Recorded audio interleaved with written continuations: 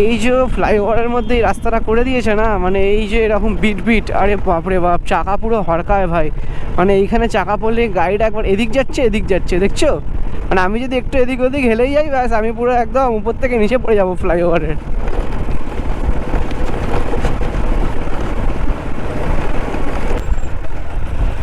কিছু হয়েছে নাকি, অ্যাক্সিডেন্ট ফ্যাক্সিডেন্ট?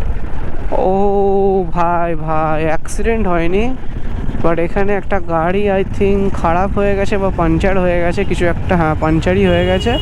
সেটাকে সারানোর জন্য আর কি এখানে গাড়িটা রুকেছে, তাই জন্যই আর কি এত গাড়ির লাইন লেগে গেছিলো। চলো সামনে ক্লিয়ার আছে আশা করছি।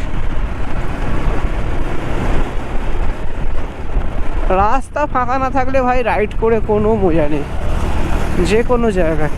ওই ভিড় রাস্তায় গাড়ি চালিয়ে ঠিক মজা আসে না।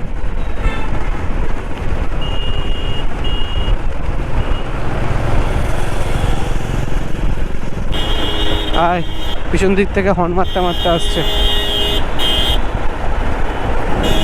তারা দেখেছো গাইস, তারা দেখো এদের ভাই,